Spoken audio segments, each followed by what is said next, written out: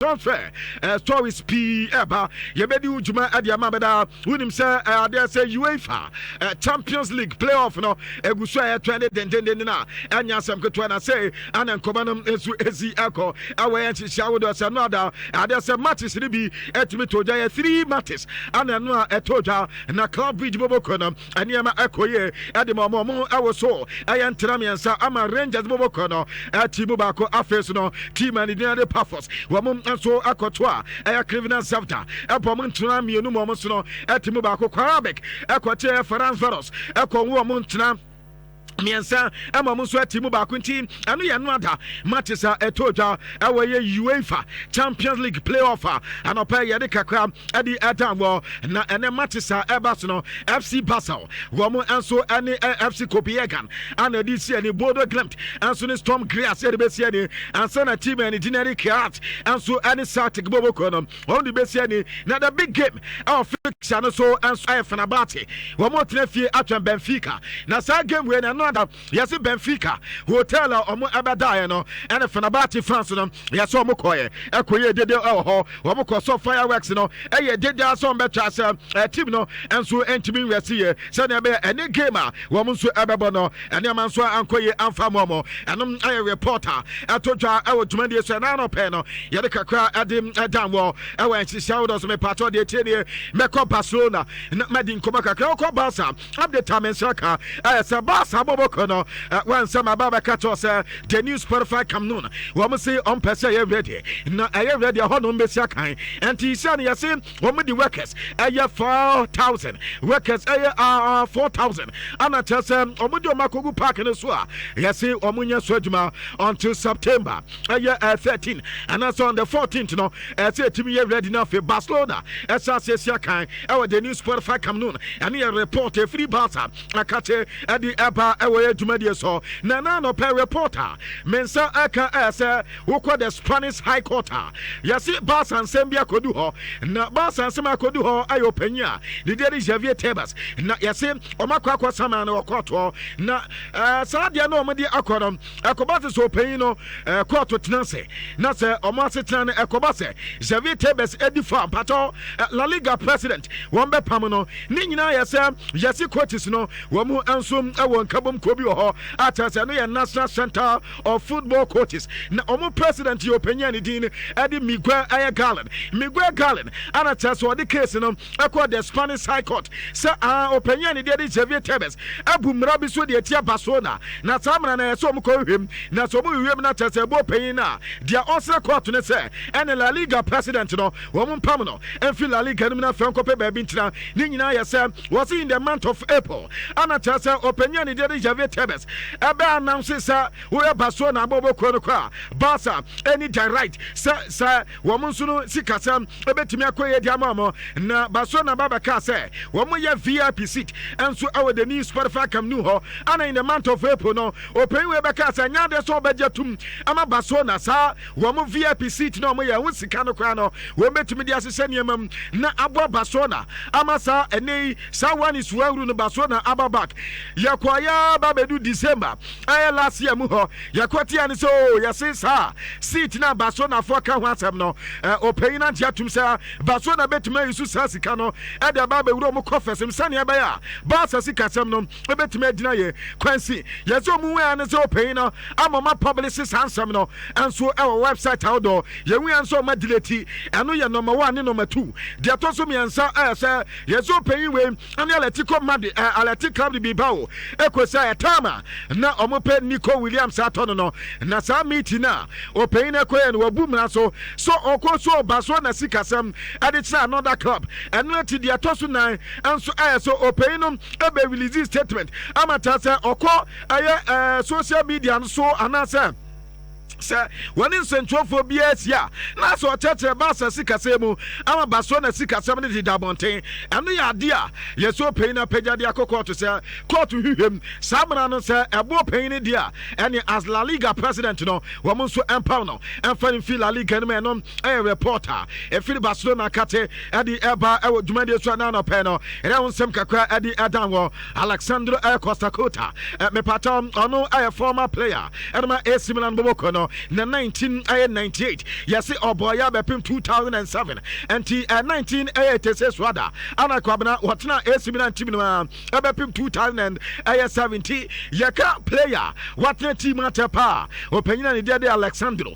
Costa Cota mpata wɔde mu ntintama yɛ pa na ɛno da waganti interview ɛdi nkɔmɔ kakra na ɔpanyin si yɛn kama obi ankyɛ sɛ in fact wohɛ AC Milan bɔbɔ na AC project no ɔmo yɛ no wɔse ɛyɛ in a right direction sɛ ɔmo de sporting director ɔpanyin ne deɛ de tawe na ɔmo de adwuma no ɛde ma Massimiliano Allegri wɔn de ofi sɛ kwan yɛ ɔmo afa so ɛyɛ adwuma no sisi AC Milan ɛbɛsan back to ɛyɛ ne glories adeɛ baako ɛyɛ sɛ players ɔmo asase ne ɔmo di nkɔmɔ ɛne de wɔ team no ɛne ama si kɔ no ofi sɛ team ne deɛ ɛgyina ne sa ɛnti ɛno yɛ former player ɔpanyin ne di ne ɛnso no ɛde Costa ɛyɛ Cota ɛde ɛba ɛwɔ adwuma deɛ so ɛne wati mpatɔ abrante ne deɛ de Rafael Leao nkɔmɔ kakra amete ɛyɛ sɛ yɛsɛ abrante na pick up injury ɛnti against Cremonese ana Felete wɔn game a AC Milan ɛne wɔn bɛbɔ na nya de sɛ abrante no ɛbɛtumi asi aka deɛ ma AC nkɔmɔ kakra efi Rafael Leao akati ɛde ɛba ne Paris FC wɔn yɛ new club a wokɔ AFL League Ana wɔn nso ɛwura mu ɛno ata yɛse Kevin Trapp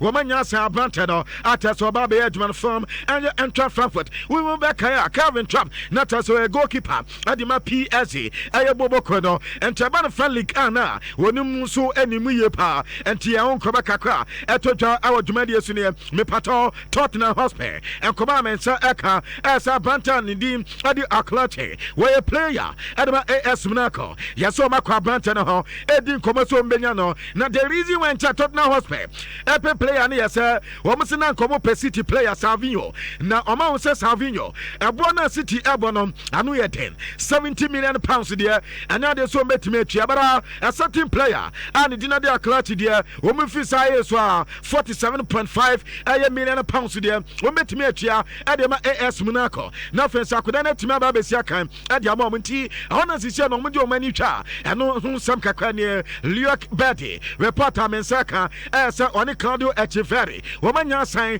ɛde ma team ne dina de ban for Leverkusen sisi Erik ten Hag adwuma no wasa sɛ ɔyɛ na abrante a ne dim nso ɛde adeɛ sɛ Claudio Everetti wɔn sɛ deɛ kyɛn sɛ wɔn sɛ ɔnya san ne yɛ ɛde ma City ana wɔn nso ɛyɛ sɛ abrante no ɔyɛ good player na no damba bɛka kyɛw sɛ offensive p ana ɛba abrante no ho bara no pay confirmation na ɛba ɛsɛ saa two players ne nyinaa no team and din ɛde ban for Leverkusen ɛnya nso asɛm abrante ne din ɛde ba de deɛ niamiti ɛsɛ ne team na 29 million euros ɛno yɛ ska wɔn nso etua ɛsi very deɛ ne deɛ loan deal ana kyerɛ abrante no nso ɛkɔ akɔbɔ ɛde ama Erik ten Hag nso ane ne club nkɔmɔ ne nie mekɔ Osasuna na okɔ Osasuna abɔbɔkɔ na ɛno ada wɔn atwa bruta sɛ Madrid fo awiam deɛ ama Madrid every mo center referee din adi Andran Cardoso Vega wana tese wadi sa oyene ni nyina adi aba na omo se no ada Mbappe penalty a omo de ma ekele ne Mbappe no omo transfer videos ehunu se omo player ni din adi Juan Cruz no anya de se woti akele ne Mbappe emo mu he ni din Mbappe mom ana eti omo player na kwabena se obi etia wo player wo sanji ball esan di tiasa player no esan se omo se referee no omu wini say ade de na nkenye penalty ana nke so omuti ade ma Madrid na Madrid fire lucky anka no pay dia ya kan eye 1-1 ana nka te say ade no so koye sanse obi abenya 1 point wa bra penalty bi ama esanse nya ade anka go bia nso betimi apie mo ana so nkoba kakra efiri Osasuna kate ade eba ewo dwumade esuni na ano no mo head coach say wo ka mo bia cha say wakotena say ahwe video ni din no say time ade ni see Rafael ehwetiro yankwabena waso nankasa na ye na adwen se penalty bera onya akwanya ateso he replay no ana won se saade ne enye penalty nti wo peso obisa se center referee din edi Andran kwabena na akwanya ben na neni wode man se obesan ahwe the replay na won se penalty na wode se ye right na se enye right eno wanje ano kwa de etwa ne nsuru mu pa aya sa red card ya wo masan edi tiomo wase de nyina se sa red card se na no so anka wo betimi bibi e dia fantia no ade Osasuna etaso mu game omobo editia Real Madrid ne de eyewia ana teso mu nso awia mo na ano ne ekobisa head coach Adidin adi Zabi Alonso say record any penalty won sensem no we de agenda na beka ano so ni game no de obetimi aka ade afa ho say wo man improve ye pa esan say oh game no mo boy in a certain aspect enema ekoye kama ade mo but ade ba kwa aka so mu here improvement aka say organization wo betimi organize o mo hu ye na fe so mo say forward wo betimi asage final third no enso ye na timi enso abom na wo ma create aye real chances ebetimi aboa aye real Madrid boboko no ade yen kobaka kwa so me pato wo payin di tuja na ose plato Osasuna game we no jobeka so manya ample time enso amfan training Osasuna enya time ye pa enti ono say against Osasuna na adwin nyina ye ne say Osasuna be mo tough time enti ane no adom hu ye no na omo so agati ready dada eno so yen kobaka kwa etodwa e odwumade esuni na mamenkele ne Mbappe Lotina killing Mbappe pato jersey number 9 no once we change no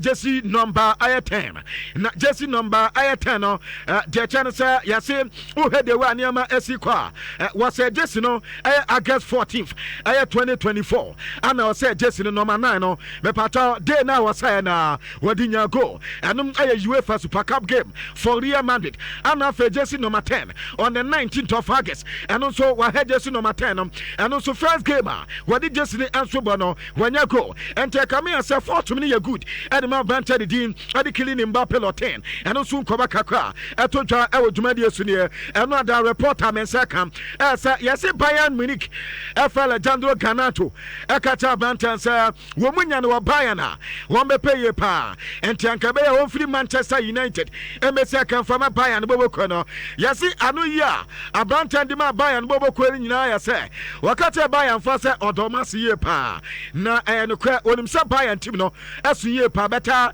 empempe ya kasa dia club ba ko pet ana wa making the mind so besia kan e dia momo ane ye Chelsea boboko no ento pe Bayern fata enye say bia obu Bayern team na nimtia enye say bia omo Bayern Munich beta wani Chelsea reach agreement ama Chelsea ano person kwente bia danchan koma bia no say Bayern for be say hia na ebre nuru ho no le bia na Chelsea na adwena sesa ane ye nkoma kakra ya Salah Jandro Garnacho ane Bayern for no esi ane nkoma no so eba so no na Chelsea anam santi ya si Chelsea ni abanta no nkuta wudie no akwa ni ye pa ya so ma advance umeteze dia Chelsea enso he ane so mbesa abanta no openya ni din edi Omar Barada wono esi wode Manchester United boboko no ya so ni Chelsea hierarchy no good relationship ye panti obufize sa di we bia enye problem Emfa Emasa two clubs no and Tani and Komaka Kwanswa Etoja with Jumadia so Christopher Nkuku and so a Chelsea player and a pay reporter Mensaka as a banter between two German clubs and RB Leipzig the former club and of Bayern Munich Bobokono na anona ya say Leipzig Bobokono and so as I say so mudin komoye no makata banter say the chance woman yana back omupe banter nemana omna Mesiaka and from those in advance no team and din adi Bayern and ya banted din koma kwanim ye pa atas empempla ye kase no set team biba sign Christopher Nkuku between RB Leipzig and Bayern the Bayern aben eten RB Leipzig but RB Leipzig for we gidi say abanto no muni na ya jumada enti omo register wo mu interest ya omo enso we gidi say abanto no ebe sign Bayern boboko no ho aba be sia kan so dia ma muntia no ye reporter etodwa e odwumadi so na same Bayern boboko no yasi oko Bundesliga refis na wo ma bi so mo sa hwan ana betimi agi league ni dia so mo na so club ben kwa na reporter men say kan and say yasi woko air clubs na dodo na appointed Bayern Munich ana beti e dia so mo na so esa so panyane din enso adi Stefan one ye head Adama Federal Bremen yasi obo kobisa na was it best team at Chelsea pempele ho Bayern bobo kwenti on the ogide say Bayern enso abehu ye pa opanyan de Frank Ayesimt wono nsum head coach Adematie di Hofian kwabena nsum commissioner the same thing opanyan enso aka anafe Julian Susa wono nsum Fabek head coach wono nsum commissioner the same thing ana teso mo kanti yesi Salve ata say omaye for the coaches no obi appointed say Bayern ana tese ene Uba Bundesliga na omaye favorite so meso ebetimi asante ahon koma kakra ne Frankie de Jong am determined seka say Ali Dawson kwabena opanyan ene na ja adwumaye on na oye agent and so Edma Frankie de Jong no wode na ja adwumaye na ne nyina ya say abrante na so oye contract sense ndi ba Barcelona kwabena am determined seka say Barca for catch abrante say ni sika some tembia na aya back and forth na when say omo ye contract sense ne adiama na ni agent no kwabena omo wasika bia o metwa adiama sa agent no ana say ni agent ni so sa agi sa sika na ebe ye tin say Barca ebetumi already sa brante no enta brante no hwe na on titi sika sem so say ne ebe obetumi aye contract renewal no adiama Barcelona eye boboko no the one option ata say na brante na take decision crowd dada say Ali Dasina when the agent dia obe change no ansa na Barca sa issue no aba be bob na yesa ma brante no e decide is okay and the only agent no ebe party ways na na nya sem ketwa kra yes is the reason when tia besine abrante no nya contract renewal and for ma Barcelona bobo kra no pay and eba say no anwumre and teso pay ne tia say eni when Frankie de Jong eje adwumaye na eno ada Barcelona for no e sporting director Deco eso ho na onya call from opanyin bi atasa call ne ba and oboni di so mini ni pass mesina sisi ade me na me agent edema brante de Frankie de Jong na contract won some at say mon franka tane me na ye hwe na yes sem bibia kama and to reporter me saka say the new agent Frankie de Jong anya ne de obehwe amasa contract renewal no aye okay ade ma brante ne wo Barcelona esansa player na nkasa de yesi Barca and person obo no so ehun koma kaka ne West Ham United and koma kaka men saka say Omar reach out to Barcelona boboko no so mu hia makasado na another yesi akoya Barcelona for no yesi per report any o guesta say am say player no na de so beto no na yesi West Ham and makasado nkwa no makono ho sa o de ba Chelsea say o mu hia Andre Santos e ba ya bepe na Chelsea for katom so player na nya de se beto no enti anya gwanwa me pato ene uko Zingonia awona brante ne de Ademala Lukman ete kwabena another yesi ade return here na okotim ni training grounds yesi odu wa pepepe na Atlanta boboko no efreni na meeting no makata say team ni dia wo mpam no betimi ni team na ye training na bom full training with the full 11 dia and say team ni dia wantimi ni omu training wo man trainer ata say woni trainer no nkwa be yo personal training wa bra oni group ni ensu training e mo mo he akopim say transfer window no beba na wie ye ansa na bia so oni team ni beba be bomo say ni o meja ne kwan yo wo ma win the way be si akop na wo mu wie beba pe na brante no epe ne be bi fire anom kata so o aya oni ni agent ne mra na kwamna oni ni agent ne mra nkoma wo ye say o ma fine no ana afi o mbesa atete ni salary na sa salary no mbetete no na o mbesa o ni agent ni sia no ma wo kwan a fine no ana afi sa sika no mo betete no anu so akwa wie me pato anu adam ana brante ni din ade Alexander Isaac ade ba PFA player was ne buy ankata say sa brante ko abrante na ntima nko ano ade aye open statement dia ba say in fact nani anti say PFA for na recognize no say eba the cathedrals of the EPL ono no e kan bi oni mpo ne bo wadoma se ye pa ebom asem bi ho asem e ho pa say ahano se wantimi ama na mom se wantimi ama enya bone oba yakra no deserve se yeso oba ade ebizan se de enti no so o wosi akan de ma Newcastle boboko no na ono ade a wati pa yese kwabena be se de bo na wabuso wazi se wo ma wo trust no enso se ya kwabena eba sa ene gidie pa obi benya adi ama no ha adwen wazi se when se the promise no e broke here trust enso no eyira enti ene ya ye ka se de obeni tintini ntiatia as a Newcastle as a nebo a omo ya we omunim this season dada ni this season as a nanka this year ya no obefri team no afe ekokodu amadi atum so mema na firi ho eba bedu afe Newcastle atwetwe ne ho ano ne ade a wase ya ne yaye pa beta temien sam ne mabonte onkasa berebre die obekasa ama obi ahu the reason ani botaye pa etechire ntia ene dudu na ehu no Newcastle kwabra de beto obebepe na kwansi Newcastle so e release a statement at the buyer almost statement so o matete so mo player ade ade bi akoto social media no mahu no mo so ya mo nwanwa ane ebe ye mo yaye pa se abrante no betime sade because I promise be no kan was them no kwabra team so many promise bi o di onim ya say no more contract after the contract ni man we enti woni me wo contract na ma we ya kwabra ano trust be asem na akai we ya promise o he ana impokra ano etino o so fa bi akra mo ma kache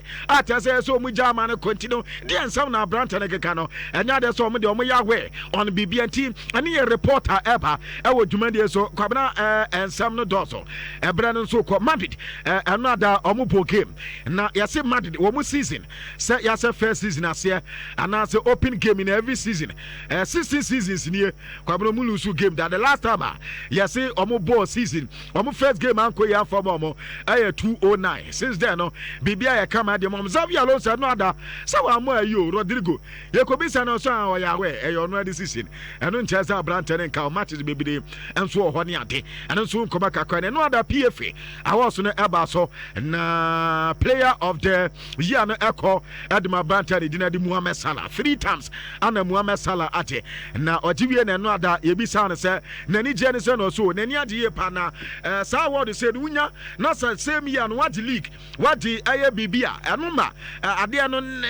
the year panti nani ade say what the league na afi wanya sa word we aka hom ene ni teammate enyina obedo ma se ane ye bisa say sisi dogo jota case no say no mo fa no say ha adwini ye pa aye den so metimi ade atum sabada ehun be nya so mbe focus nti o mo ye focus o mo hese na dia esi o mani so no o mo so ebetimi aye yesi wonum ababeka player o to so eye nwotwe ho atese o mo nyina atimi ade no more than eye 2 times onu na elidi wade 3 ana eye o mo maka nyina enso agege no eye mepato 2222 enso ho ehun koma kakra ne na anọpa no ye de bi enso the team of the year no so ewo hodum ti no mo dwani wo Facebook am benya the way si tie nyina kwabna me emfa ensi anum si na si 1034